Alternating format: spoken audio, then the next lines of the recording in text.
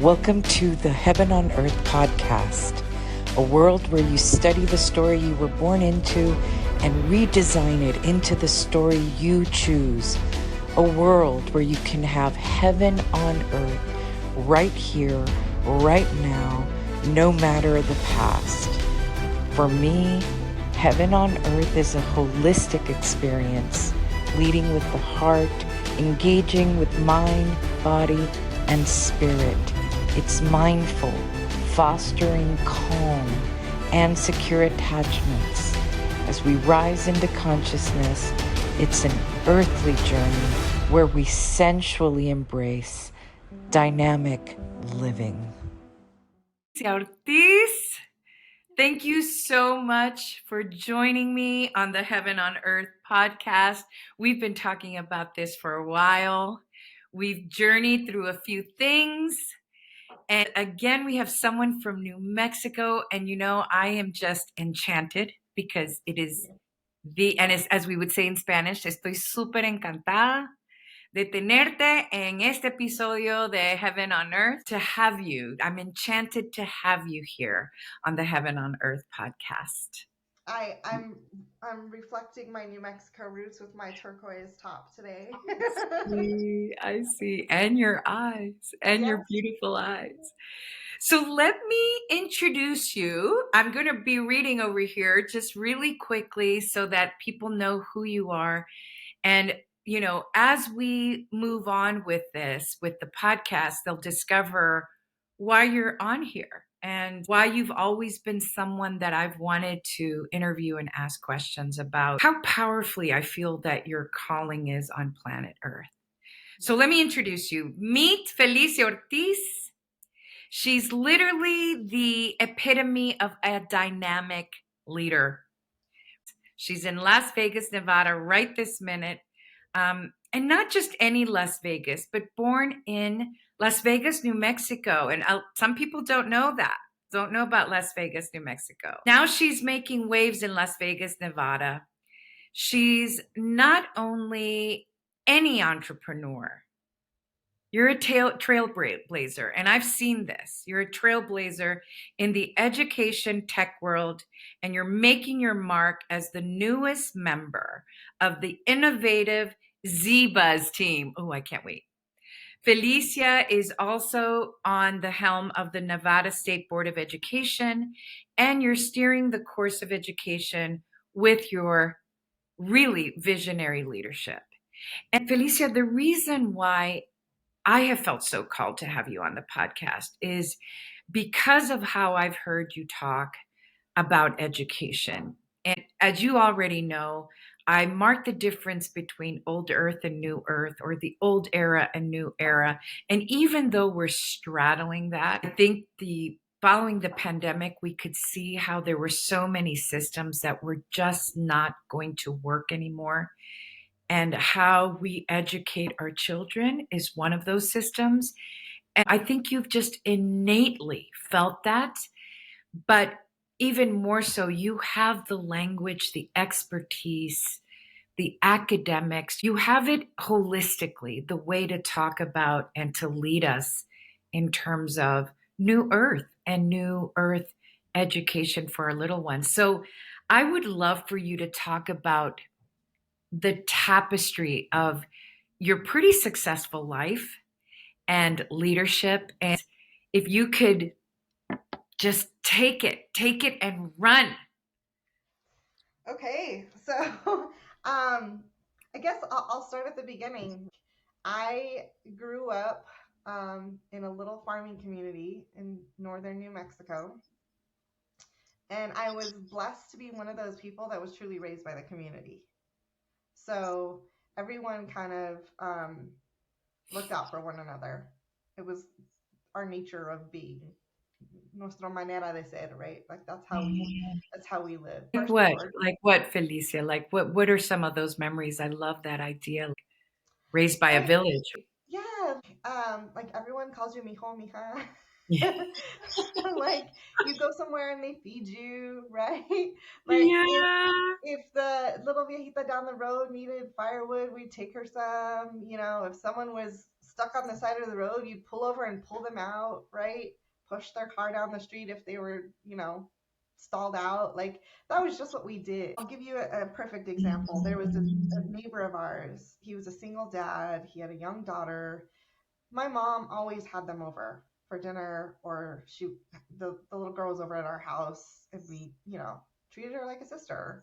And so that's just kind of how we behaved. Mhm. The And value base. Yeah. completely, Yeah. completely, like familia, like even if we Mhm. weren't really blood related, right? I even called people that weren't blood related my uncle this or Theo that or whatever, Mhm. Um, Mhm. but that's just kind of how I grew up. And um, I was first born, not technically. So I have an older brother, let me say that. My mom and dad, when they just had gotten married, adopted my mom's youngest brother. So my grandma was raped when my mom was almost 10 Mhm. and got pregnant. And so she, I think it was around that time that she, um, I don't know when she got officially diagnosed, but she was paranoid schizophrenic.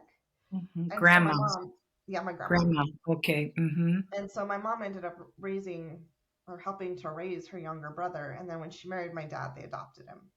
Mhm. So I was raised with an older brother until about the age of 5. Was this a story that was just like talked about, or was that a hidden story? Is this something that your mom talked about or that grandma talked about? Grandma never, Okay. never. Okay. She was, for the majority of my childhood, she was committed or Mhm. not around. Mhm. So, but I don't know when it became apparent to me or when I was told the story, but I always knew he wasn't, or at some point I knew he wasn't my blood brother, right? Obviously, my mom didn't have him when she was 10. So I think they had to tell me because the math just didn't work. um, but he was a bit of a troubled kid. And so when he was 15, I was 5. We were 10 years apart as well. He went to live with my aunt in Albuquerque. It was around the time that my mom was pregnant with my sister because I recently found a letter from him. He had been staying with family in Colorado for the summer and was like, I miss you, Felicia. You remind me, one of their other cousins really reminded him of me and all that. And so um, he ended up staying with my aunt until he graduated high school and then went off to California for the summer. I think his intent was to join the service when he came back. And he was tubing in a river and drowned. Mm. And I think, so Mm. he had been a little malcriado. Mhm. I have very So vivid memories. naughty. Naughty would be the translation with that. Naughty. Yeah, Malcriado, right? yeah. Mhm. I have very vivid memories of my mom beating his butt, quite Mhm. literally, for messing up. One of the times, and this is a vivid memory for me, I Mhm. ratted him out because I saw him hiding something under the mattress, Mhm. and he got it with the broom. So that was not nice. So already what we're getting a sense is sort of this drenching of ancestral trauma, Oh my God. including Yeah. Oh, and it's this. generational. So my grandma Right. got it from my grandpa, my mom got it from Yes. her mom, like, and then we got it from my mom. It was, yeah. Um, and so, in that time, when I was about a year and a half, not even quite, we were, what do they call, Irish twins or something? We're really Mhm. close in age. My little brother was born, but he passed from SIDS at 4 months. Mm. And Mhm. so again, more trauma. And I think that may have been part of the reason that my brother was sent to live with others when my little sister was coming along, because I think there was worry or fear or whatever there. Mhm. Um, so I ended up being the oldest child and feeling very, very protective over my little sister a lot of the time, and very type A. I was the kid that wanted to get like perfect attendance and perfect grades. And, you know, when I was in middle school, is when I started the dipping my toes into the entrepreneurial pond, I guess you could say. I didn't even realize it at the time. I saw my mom and dad doing these things to make money, selling tamales, burritos. My dad's cutting wood and selling wood on the side of the road, you know, whatever. We weren't well to do at all. Um, grew up in a mobile home. So I started doing similar things. I was selling bracelets in second grade. I was selling quelites. It's a wild spinach to save money to buy a bike when I was in middle school. So that I knew if I wanted the extras, I had to make the money myself. And so by the time I was 15, I had a job. And I was determined to not only kill it in school, but make money so that I could buy my own stuff and not ask my parents for anything. How do you connect that? Because I could hear you sort of connecting it a little bit. This idea, like I was the oldest, I was more type A. And there's something about that entrepreneurial fire, right? Like that solving for the pain point that There's started 100%. so early on. What's your connection to starting to be like type A and killing it in school, that whole drive? I think it was taking a load off my parents, Mm, like trying to parent the parent a little bit, yes. because I knew that my mom and dad had both gone through a lot, losing two children and all the stuff my mom had dealt with as a child. Obviously, I learned more about that over the years. But I think by being so good at everything and taking care of Yes. myself, it was one last thing that they had to think about. Mm-hmm. And I had never really truly connected that until this very moment. But yes. Well, and we'll foreshadow a little bit this idea of being good. It's like the empath who's very, very good, who's not going to burden. In fact, take all the burden sometimes. But we'll get to that. But there's a hint of that. And now that you say that too, like even when things were happening in my life, like I was bullied really, really bad in Mm-hmm. middle school. I didn't tell my parents to like come rescue me or like call the school or whatever. I just dealt with it. Mm-hmm. Um, yeah. Did you tell anybody? I mean, it was obvious sometimes because I got off the bus covered in permanent marker and lipstick. Mm-hmm. So they're like, "What?" I'll never forget this one day. I came in. My great grandpa and grandma and my great auntie were all living with us. And I walk in the door and my tia goes, "Hi, mijita, ¿qué te pasó? Like, what happened to you?" And I was just like, "Oh," and I just broke down, you know? And Yes. I recall as I was getting off the bus driver's like, "Why'd you let them do that to you?" Like, dude, like I had a choice. Yeah. Yeah. Yeah. So Yeah. And I one of the always things felt we like I talk had to about do my is own. sort of this idea of who is around you and how are they responding to these experiences of trauma. Yeah. Hmm. And to be fair, my dad worked out of town a lot. He was an electrician, so he was on the road. He'd go where the work was. Hmm. And so he didn't see it as often. Hmm. And like I said, we always had somebody staying with us or living with us. And so my mom was often, I think, distracted with other things. Hmm. Hmm. So, Sure. yeah. So are you describing this as the beginning of a path? Is say a little bit more. Yeah. Yeah. Yeah. Yeah. So, um, I got real independent and real focused on how do I get out and how do I make sure that I can get to my path. And I think the pivotal moment for me really was in my sophomore year of high school. I had started to come out of my shell a bit after the bullying stuff in eighth grade. Um, was hanging out with people again instead of kind of solo. And I got invited to go to this conference in Albuquerque at right? It was a big deal for us to get to go, on field trips for school. So we went to this conference, and it was MECHA. MECHA is a Chicano student organization. Movimiento Estudiantil Chicano de Aztlán is what it stands for. But I see all of these kids, because frankly, they were college kids that look like me, and other high school students that are proud of where they come from and who they are, and the history and the fire that runs through our blood, because we come from these amazing people that have overcome so many challenges, whether they were the colonizers coming in and taking over, or those that were colonized.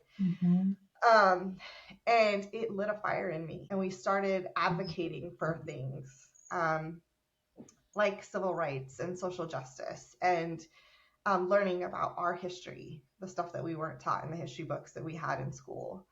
And that fire burned so bright. Like, it really just, I think, was the pivotal moment for me to like find my calling. And that calling was primarily focused on like social justice and doing the right thing for people. Be proud of who you are and where you come from. And so that kind of that carried me through my high school years, and really, I think, helped me to get real focused on, yes, I'm going to go to college and I'm going to achieve great things. And it really changed my perspective. Yeah, I like to underscore moments like this because they are awakening moments, literally where your whole body just where your head is just swirling with what is this? Really, what I call a full chakra light up. Like your whole body is, this is me. This is me. Even though conscious awakening might come later, right, Felicia? But those were the moments that they happened just organically and innately. Yeah. That is the perfect way to describe it. Perfect. Like, I was literally buzzing for days after this. And so we started our own chapter, and we did great things in our high school, in our community.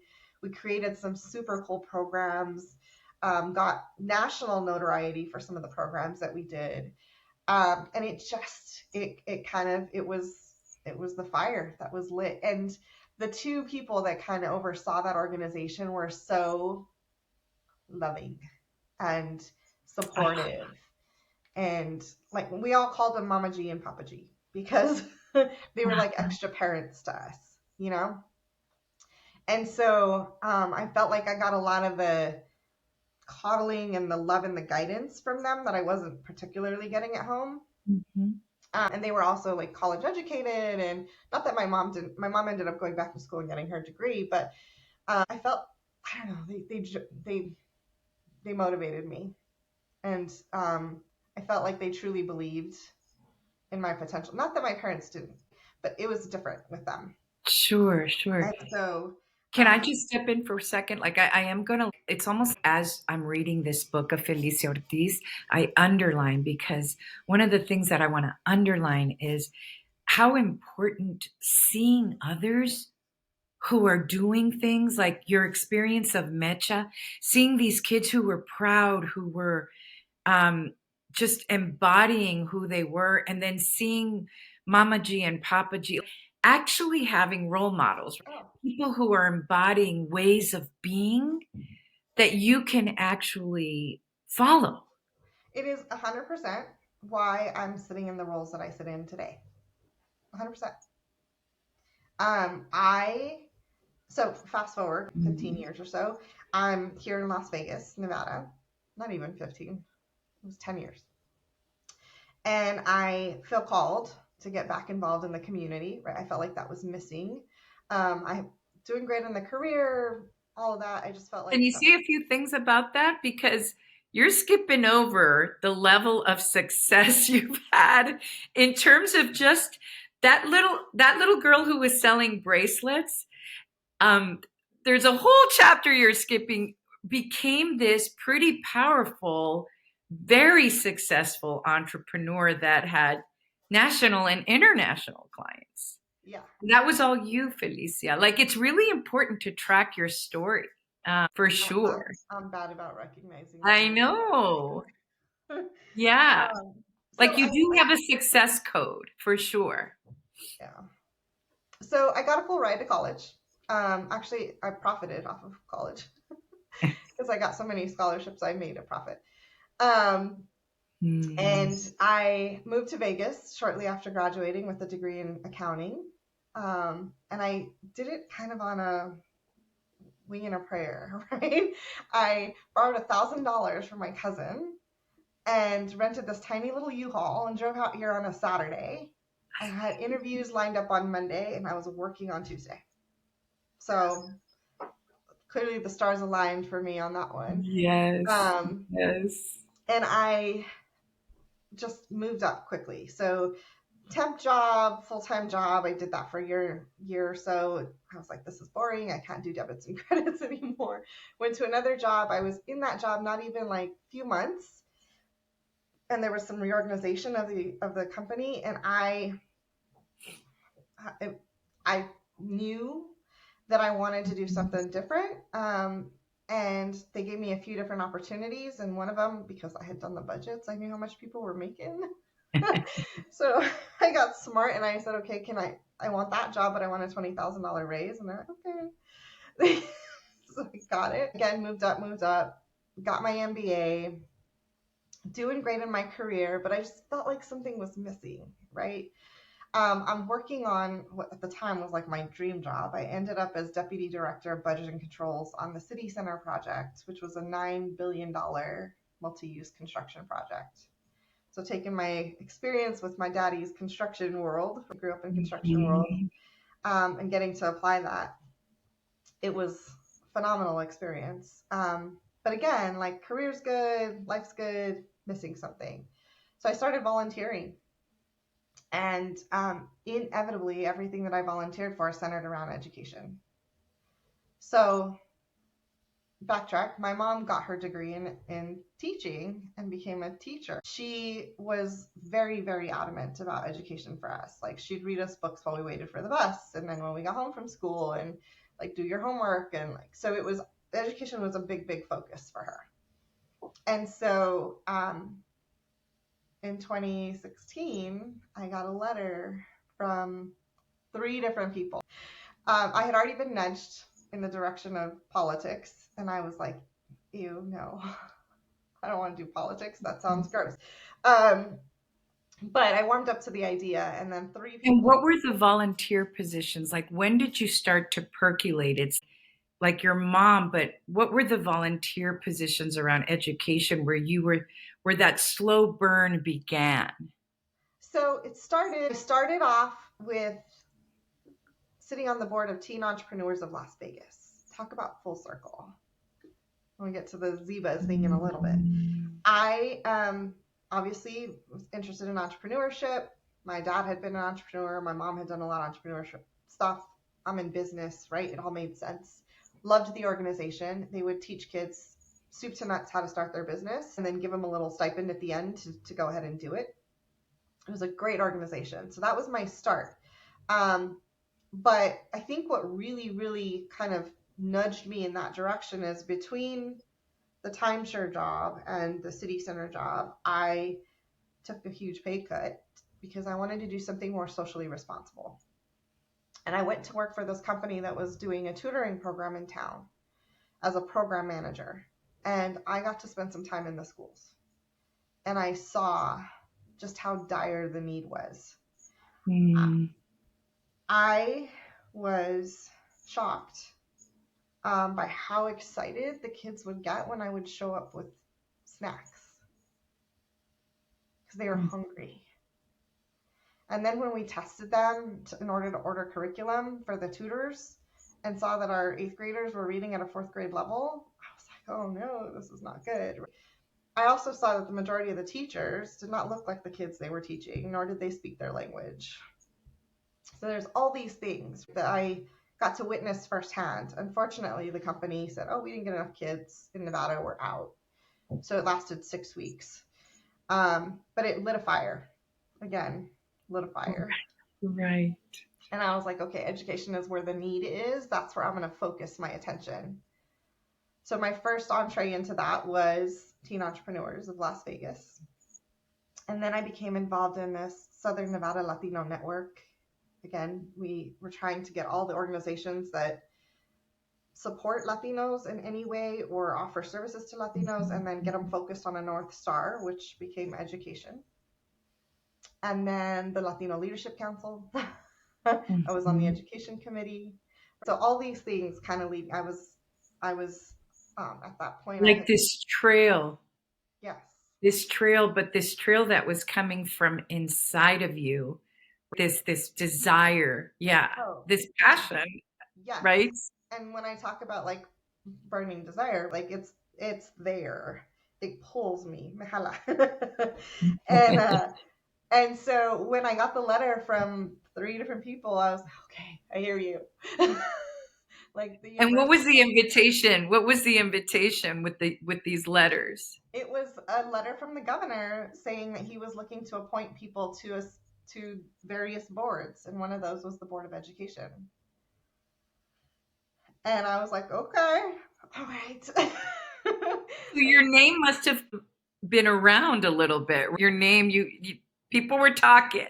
At that point it was. So 2010, I started my own company. At that time with a business partner. And that's a story for another time.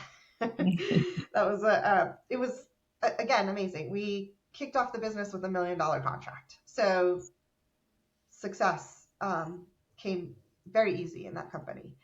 And I had been named by the Latin Chamber of Commerce one of the top 10 Latino power brokers in Vegas.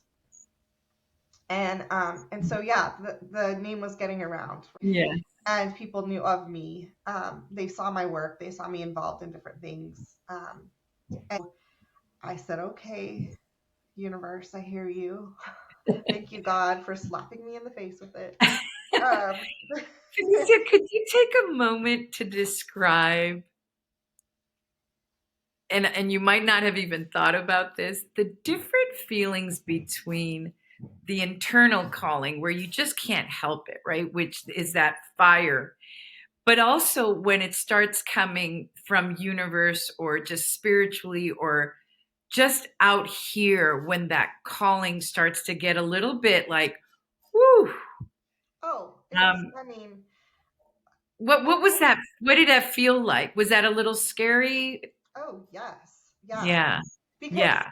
I mean, politics is huge and heavy, Yes. right? You're Yes. literally putting yourself out there for the world. And removing any sense of privacy and like it's a big deal. Yeah, it's going public and it's vicious. It's so war vibey. If we use that language, it's so war vibey. Yes. Yeah. And that was the part that I didn't want to deal with. I don't do good with major conflict. I don't like drama. I just don't. It's not my house is drama free. My life is primarily drama free, other than the self-inflicted stuff now because of education and politics. But even that being said, I've successfully navigated politics without having a lot of drama. So that's helpful. I think we could dig into that deeper, I'm sure. But when multiple people said you should run for office, I was like, okay, like at first it was like, oh, thanks, that's a nice compliment, but no, right? And then it happens more and more people, and I'm just like, okay, all right, I'm thinking about it, thanks, and then I get the letter from like 3 different people, and I was like, okay, this is super obvious now, like I have to do this. And I still was a little leery. I said, look, I'm gonna apply, and if this is meant for me, it'll happen. So I kind of put it out there and said, look, if this is really what you want for me, it'll happen. Sure enough. I got the appointment, and a week later, because when they interviewed me, the gentleman was like, are you sure you want this position? If you take it, you realize that it's only for the next 10 months, and then you have to run for office to keep it. And I'm like, yeah, I'm good. I'll win. Well, a week later, I had to file to run for office. I was in year 2 of a new business, busy, busy, busy. And so I was doing the job, learning the job, running for office, running my company all at the same time. It was brutal, to say the least. And both requiring leadership, because a Oh, sub theme throughout all of this is how often, and maybe from your childhood, you were in leadership or parental, if we go oh, way back, you name it, right? positions. Yeah, yeah. In high school, I was president of Future Business Leaders of America. In college, it was like Phi Kappa Phi or Mhm, IMA, Institute of Management Accountants. So I've always gravitated or ended up in those leadership roles. mhm, mhm. And now I was running my own company, I was running a campaign, and I was on the board of ed. All the things at the same time. Needless to say, self care went out the door.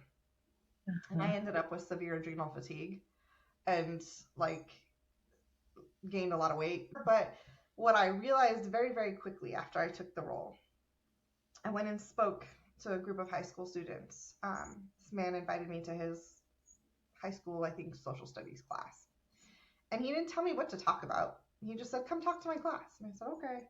So I basically just told them my story, how I grew up, focused on education, focused on my career, did good things, made lots of money. Now I'm giving back. That was the Cliff Notes version of the speech. And um, 3 little girls came up to me at the end of class and said, I'm so glad we got to hear from you because we feel like our family still expects us to just get married and have kids. And I was like, did I just get teleported back in the 1950? Like, what the hell? Yeah, This is yeah. not, no. You do you and go get an education and travel and see the world and find a career that you love. And, I was like, no. And so I got a letter from the teacher the following week, and he said that the comments he got back from some of the students were, we Mhm. didn't know that a woman could be that successful, much less a Mexican woman. And I was like, ooh, This is another, 2016. another light the fire 2016, moment. Felicia. Yes. Yes. Another light So the fire. you hear the warm, vibey stuff happening on the news, all of the negative talk about immigrants and people of color and all that. And Mhm. then they see someone doing what they think are really big things. I still think like I haven't made it. Again, type A.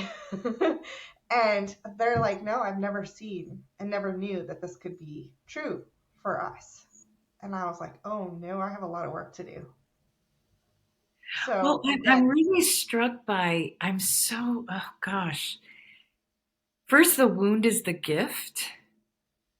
Like you telling your story, even today, like where you come from and what we can do with our story, with our story. And for them to know your story, but also this parallel process, these parallel stories of when we see possibility. When we see possibility, then we can reach for it yeah. like you have, and then they did. And that goes back to the point I was going to make earlier. One of the main reasons that I stepped up is that in Nevada, or at least in Vegas, 46% of the kids are Latino. Mhm. And there was nobody on the board that looked like them. There were no Latinos on the board? None. Interesting. Yes. And that was true across multiple boards, across administration, across, like the representation wasn't there. And I thought, you know what? I have the time and the energy and the passion. I'm going to be their voice. And Mhm. that's why I stepped up. And that conversation and that letter that I got from that teacher was like the nail, right? That said, yep, you did the right thing and you got to work. And so 8 years later, I'm president of the board And the president of the school board is also Latina, and the superintendent is Latino. And like we've made great strides. We still have so much work to do. But we're also making massive strides to changing the whole system. And I think that's kind of exciting and fun to think about. Yeah. And when we've talked, Felicia, let's just back up a little bit and talk about, I mean, you're already what I consider the volume two are these moments of great awakenings, and sometimes they happen through painful things, and sometimes they happen to experiences like what you're describing, these moments where you just know, you have a knowingness. And we've, you've taken the empath leader training where it's like this sort of, there's this claircognizance, this I have knowingness around this.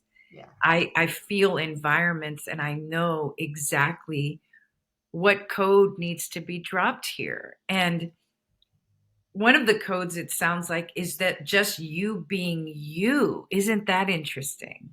Yeah. Just you being you, right, drops a whole bunch of information into a system. Yeah. Yeah. No, and I hear that frequently. People will compliment me on how I run the board meetings or how I spoke at an event or interacted with someone. And to me, it's just me being me, right? And so it's a hard compliment for me to swallow a lot of times because I'm like, I'm not doing anything special. This is just me being me. But apparently it's different or better than what Yes. they're used to. Yes, yes. Which is typically empath. It's like that not seeing self, like the ability to see others is so powerful. That muscle is so developed. Not only the ability to see others, but also to help them shine and make them shine. Yeah, go ahead. And feel their energy and their feelings. So I attribute that, what we call human tech, Yes, as yes, to one of the reasons I'm successful in what I do is that I can walk into a room and read the energy and read the room yes. and talk to someone and know exactly how they're taking me or the environment and then adjust appropriately. So, and it helps me to quickly build relationships and trust with people that I think others don't do so easily. So it's been a blessing.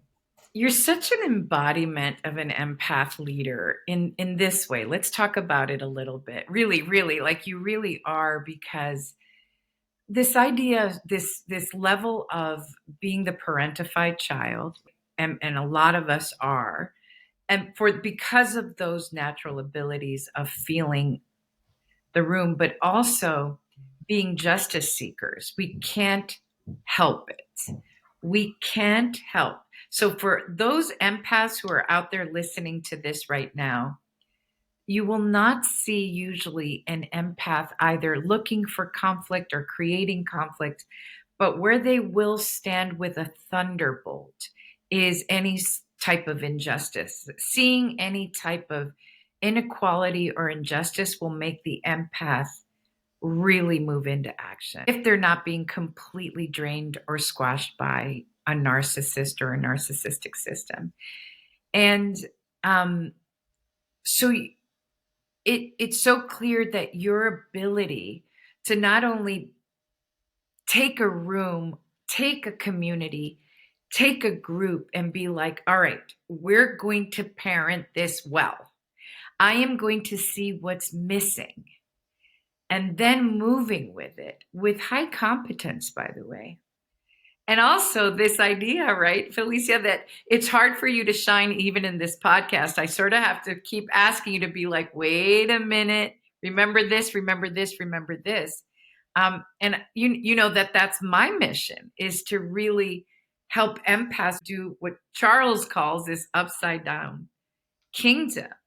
Have empaths move into seeing themselves in the ways that they see others and help others shine. And 100% more comfortable shining the light on other people. Um, Sure. yeah, I love doing that too. I love connecting people and putting people up on a pedestal and showing people how brilliant they are. But you're right, it doesn't always come easy to take it. Yes. Well, and it sounds like part of what you're saying about what's made you successful, the human tech or the human intimacy that's you've used is to actually authentically connect with people in the room. Yeah, yeah. Um, And I think that so now if we could pivot a little, that I think that's the next phase. Um, everyone in education especially is talking in fear most of the time about artificial intelligence and technology and like the fear of change. And I see it as opportunity because none of that can ever replace our humanity. And I think that's where our value in lies, and that's what we need to nurture and foster: connection, Can you community. expand on that? I'm going to ask you a few questions and I'd like you to just take it and run. I'm going to pass the baton.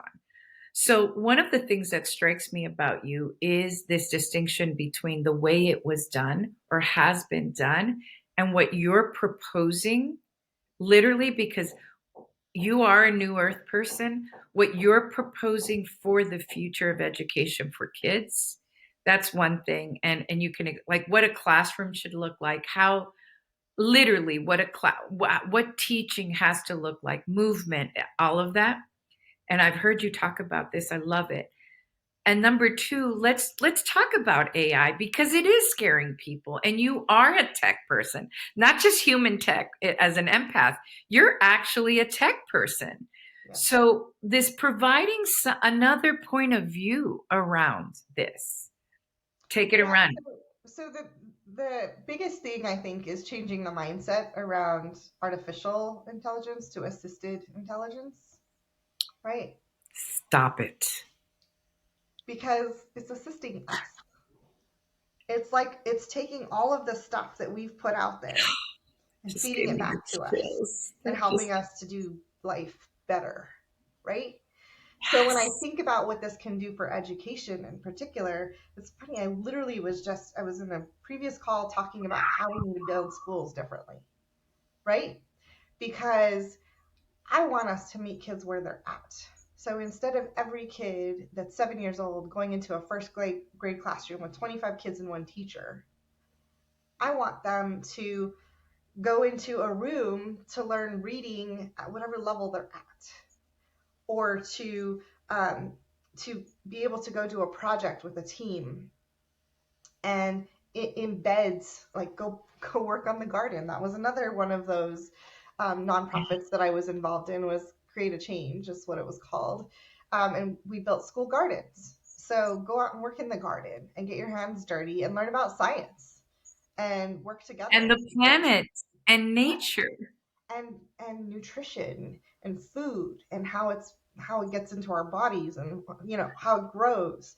And so learn through experiences instead of just sitting in a desk.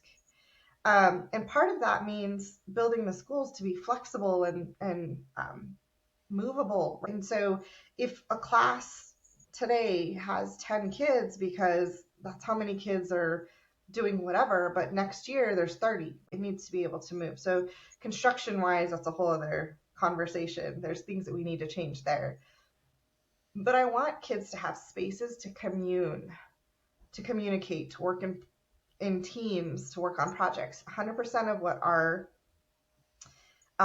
job creators are asking for is students to have soft skills and communication skills and empathy and grit and resilience and all of like, so that's where we're going with education.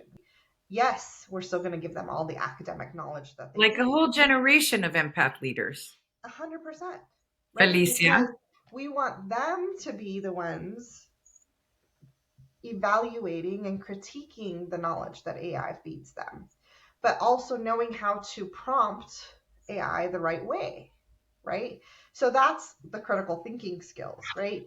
So I think that there's so much opportunity one of the coolest things I've heard about recently is AI being utilized in the classroom to kind of spot the things a teacher doesn't always have time to keep an eye on, right?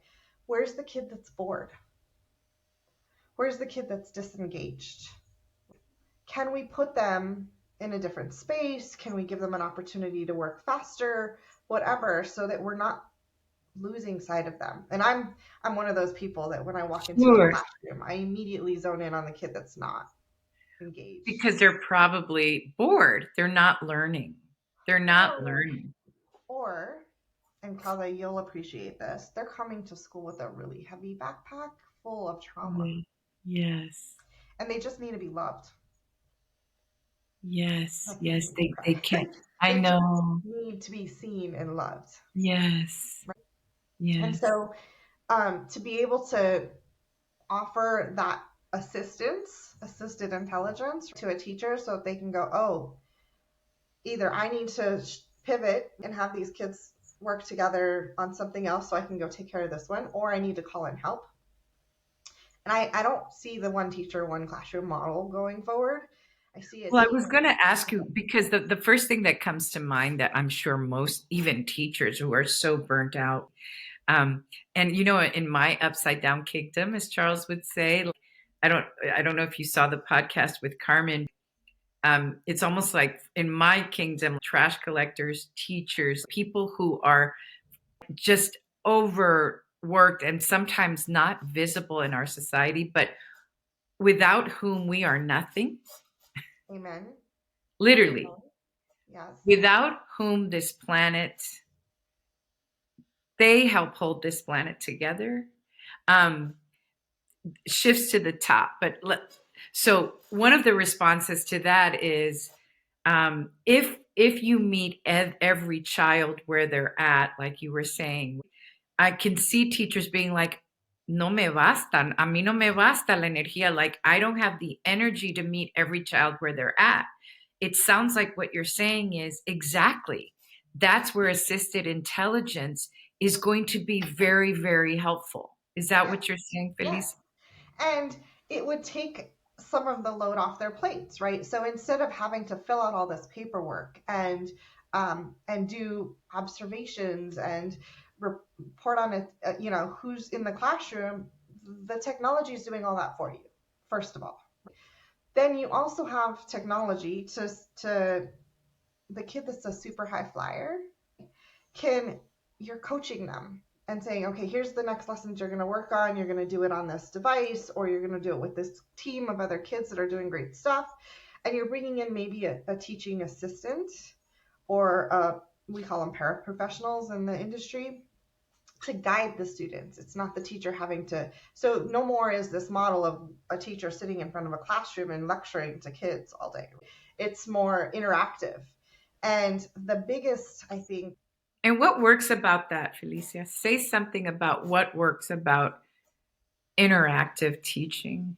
well, number one, it means that the teacher doesn't have to be all things to all kids. They don't have to be the counselor, the disciplinarian, the teacher, the coach, like everything. So you have a team of adults surrounding these children. It means there's more eyes on the kids. So we don't lose sight of the kid that needs some support today, or is hungry, or can't see the screen or whatever, because there's more eyes on the kids. And in addition to that, it allows the teacher to get real innovative about how they teach. One of the feedback that we've gotten from kids is they want their learning to be relevant. I've seen this in play in classrooms where a teacher will come up with a project that is relevant to the community. I'll give you for instance, she's our teacher of the year here in Nevada.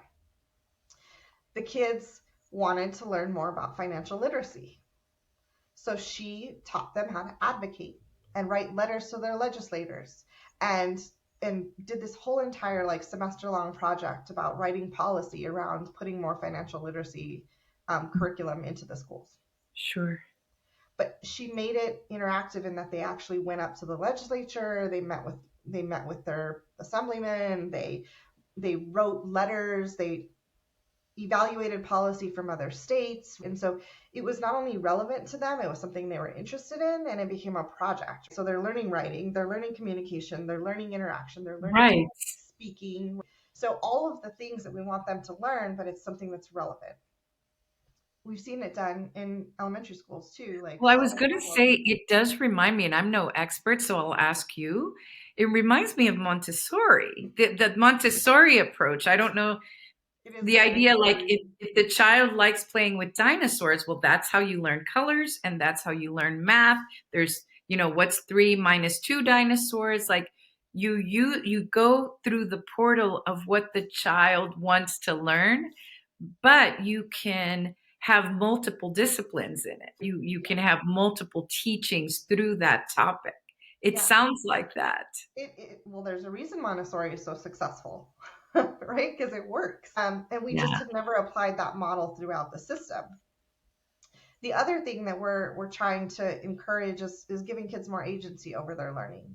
So if I'm a kid that is a little introverted or that doesn't do well in social situations because I'm on the spectrum, and I call them my exceptional children. I don't like the word special education. They're exceptional to me. Why is that? Say more. It just has such a negative connotation.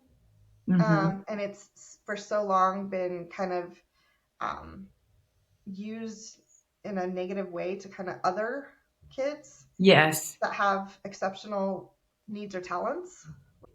And so I call them exceptional students.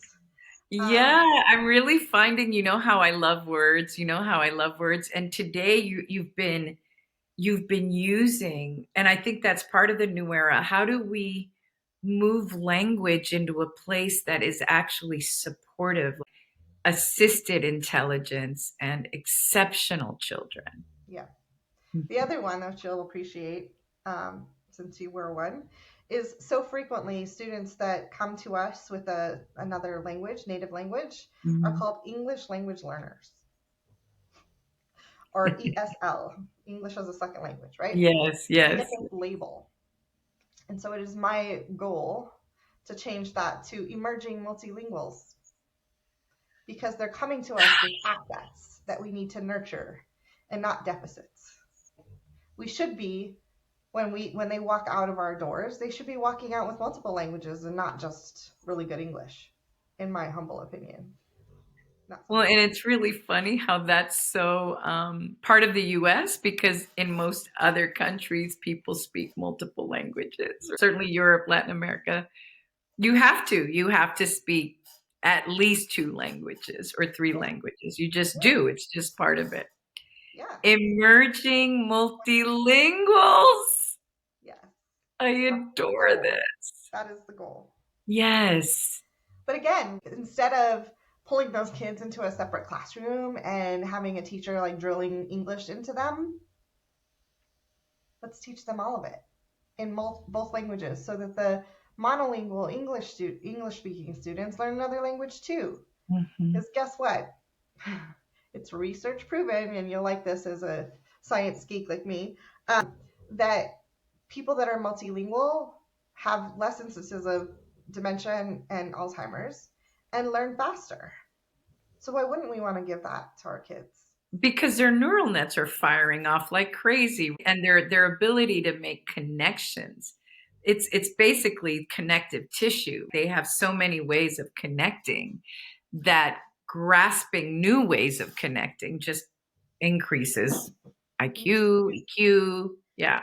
You said that so well, and it's true. It's research proven, and so I feel like there's all these opportunities. There's 111 languages spoken in our school district here in Las Vegas.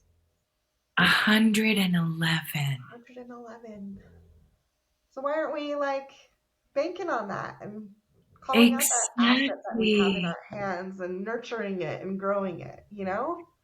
Felicia, let's play a little bit. I love playing. So let's talk about volume 3 a little bit, which is Heaven on Earth or New Earth, or and again, my whole my impetus is that Heaven on Earth isn't something over there. It is here. There's so many ways that we can be living things today here. So let's play. What do you see a new earth or a heaven on earth school looking like? And a school that can be replicated. So the number one word that comes to mind is joy.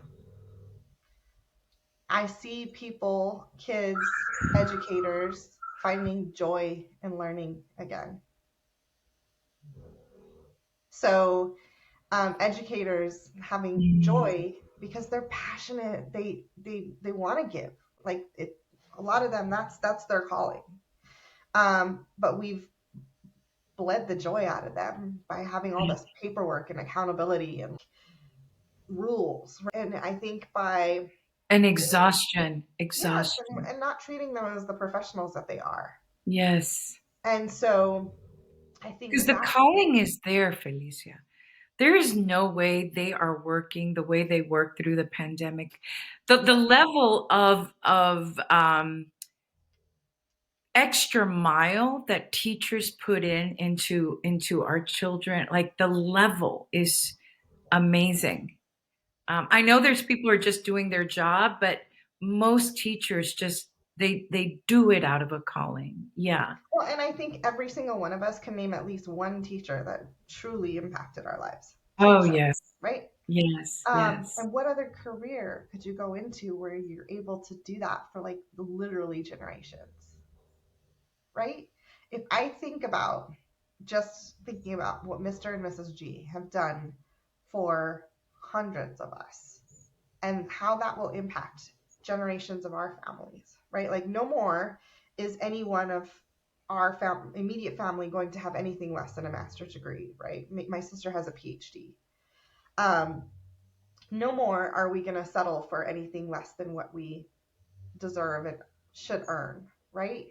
Because they set that vision. And so imagine, right, what kind of impact. No other career could you make that kind of impact. So I in my heaven on earth, Yes. teachers are once again heroes and paid what they deserve and lauded Exactly. for all that they bring to society, right?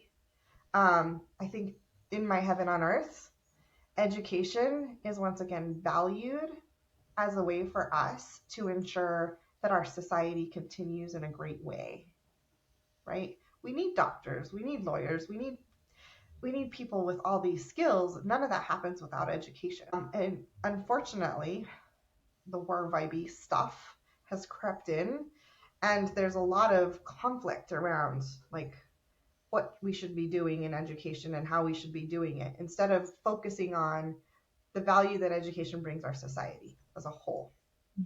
So in my heaven on earth, that value is back. The joy is back, and kids want to go to school. They want to go to this place that is magical and fun and allows them to explore their creativity and their interests and learn new things with their friends, with people that look different than them and think different than them. And then they have all the skills and knowledge that they need to succeed in life, whatever the success looks like for them. I don't want to dictate what success looks like for them. I want them to decide that. That's my heaven on earth. Oh, it's beautiful. So let me just ask one more question because one of the things is that when we I'm a psychotherapist, as you know, so like part of what you described is like when we come with a very heavy backpack of trauma, when there's no food, when there's fighting, when there's beatings in the home, when there's so much trauma or in the neighborhood. And you go to school. So school can be a refuge and a sanctuary and a place of possibility and hope. It's also a place that when we're not carrying that backpack so strongly, there's just more room to be a creator, a thinker, and a happy learner. Yes. Human beings are meant to learn and evolve. It is part of our DNA to be in constant transformation and evolution. Yep. What do you, especially that you've witnessed so much of this, What are your thoughts or reflections around kids who are coming to school with trauma? Well, I Felicia. think that needs to be, we need to ground there and start with ensuring that all kids are met with love and support first before we focus on anything academic. Because that's not, learning's not going to happen if you're hungry, if you're tired, if you're scared, if you're worried. So we need to start with the heart. The base, the foundation, with the heart. First.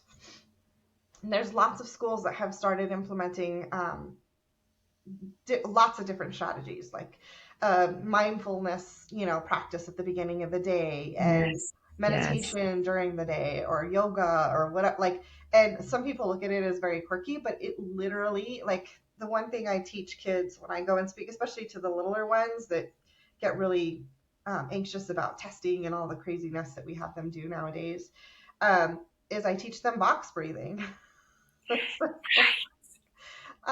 Which works for anxiety like crazy. But picture for a moment, Claudia, that we have this whole new generation of kids, generation of future adults, that know how to regulate their emotions, that know how to communicate, that know to calm their central nervous system. Yes, and what mental health is, and how to seek help with it, and how to talk to people, and how to recognize when someone you love is not doing well, and how to help them, right? This generation being equipped with all those skills, how that will change future generations. Well, and those are the ingredients of heaven on earth. Yeah. Asking for help, knowing that there's someone in your corner, calming your central nervous system, knowing how to knowing your feelings, Yeah. and then regulating them. And being okay with feeling those feelings.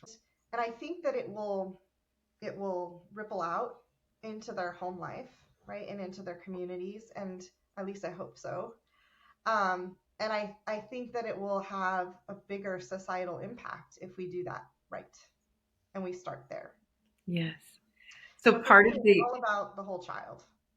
It's not just about learning academics. It's about making sure we're addressing the whole child. But you're making such a beautiful point. If we are not calm or stable and safe at the root chakra level, basically in our foundational place, we cannot and will not learn. And so some of these children who are seen as unable to learn, distracted, bored, troublemaking, what's happening is that there's something that's not happening at a base level. Yes, they are dysregulated, correct? So part of what's embedded in your heaven on earth vision is also having so much support for the teachers that they're able to have, again, their own emotional regulation in order to provide that care and that love to the children coming to school. Because it is a whole system. And we're not expecting the teacher to do it for every kid. We have a team of adults, including social workers and psychologists and community partners, because we have some fabulous wraparound services in our state here and across the country that are helping to provide all those services that kids need in order to succeed, and to remove some of those barriers or obstacles, or help them take that backpack off. Right? Yeah. So they're ready to learn. Yes, yes. Or carry the backpack for them some days. But again, those folks also need to be available to the adults, because I think too often we forget that the adults are carrying a lot of those backpacks for the kids. Yes. And they need to be seen and heard and treated just as much as the kids. So you're reminding me, and we'll end with this, unless you have a burning desire, because your desires definitely burn, is, all of the taglines I have, you embody. So my website says, be the pilot of your soul and the ripple on the planet.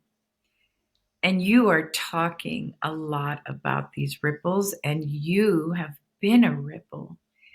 And for dynamic, I have heal yourself, heal the planet. And you have done that because you have, you embody this idea of your wound has really, your wounds.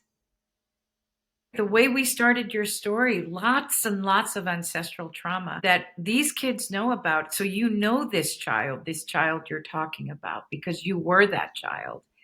And so your wounds you have transmuted and transformed them and evolved them into the gift. And then, of course, Empath Leader, because Felicia, I mean, we have to just share that you took the Empath Leader training and now you're a co-author on the book, The Empath Leader, because you literally, it says, Empath Leader, the times are asking for you. You are the Empath Leader.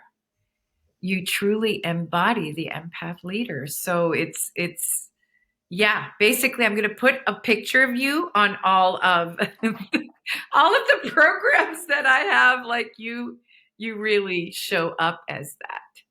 And I'm hopeful for our future and where things are going. you are, can you just say a few words about that? Why? Because most people are afraid of what's happening right now on the planet. Say more.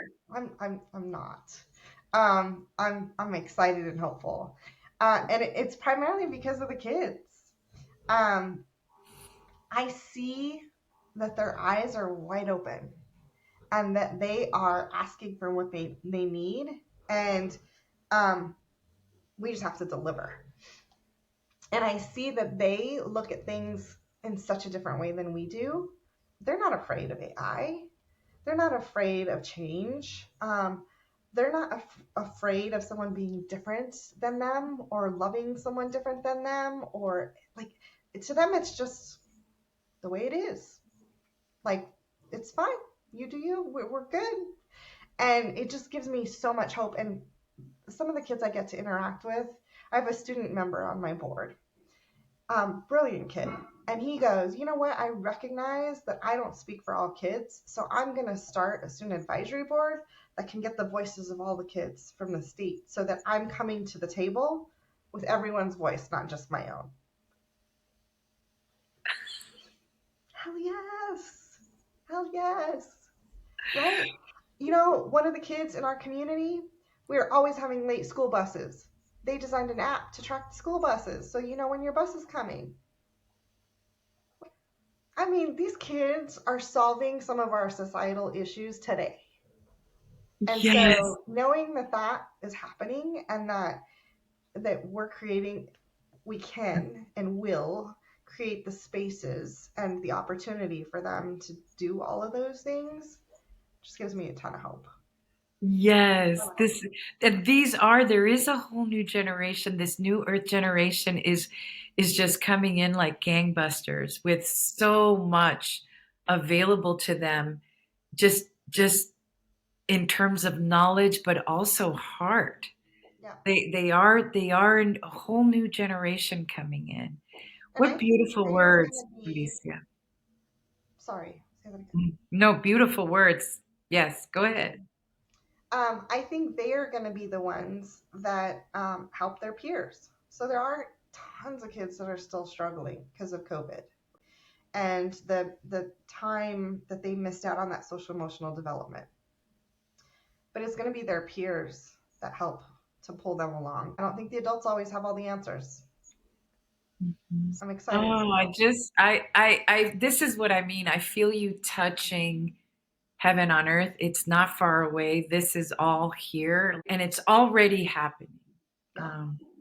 100%. Felicia, let's close with these words, because the fact that you're saying, no, I see it all and I have hope and I have belief, and it's based on data.